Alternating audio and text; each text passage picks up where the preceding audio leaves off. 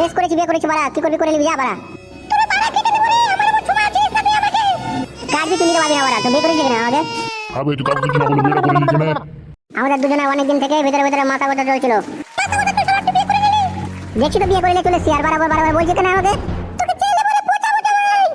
ভাগ্যে ভাতার বানে ছুরি আমার গয়না কি কাঁদে? সেই 25 বছরে তুমি ভাতাটাকে হারিয়ে ফেললা, আর যে বুড়ে বাপটাকে আমার তুমি বিয়ে করে নিলা।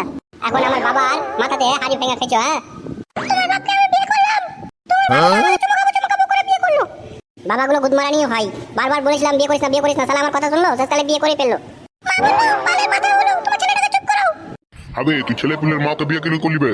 বাবা, এই অনলাইন ভাতারিকে বিয়ে করে আমার জীবনটা টানা টানা হয়ে গেছে। বউয়ের কাছে যে সুখটা পাওয়া যায়, তার কাছে গিয়ে একটু আমি কিছু সুখ পাইনি। সেই সুখটা আমি নিজে থেকে খুঁজে নিয়েছি বলে তুমি আমার উপরে এত রাগ করছো? সুখ খুঁজে নিয়েছিস না দুঃখ খুঁজে নিয়েছিস, সময় হলে তুই টের পাবি। বাল ছেলে বাবা, কিছু করতে পারবি না তোরা আমার। তোমার পাল বিশ্বাস না হলে খুলে দেখিলে বাবা। দাদু ভাই তোমার বাবা হলো এসব বলতে নেই। মানে কি করছো বাবা? বাড়ছি রে বাবা। আবে বাল ছেড়ে বসে বাড়তে। ছেলে হয়ে যাবে তোর। আমার ছেলে বলে সব বলতে পারতো না বাবা।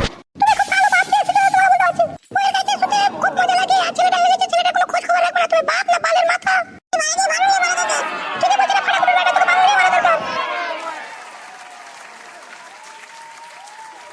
আবে তুই বাড়ি থেকে বের হয়ে যা, আর কোনোদিন এ বাড়িতে তুই আসবি না বে। চলো বউ, আর থাকবো না এই বাড়িতে, আমরা চলে যাবো, আমরা অনেক দূরে।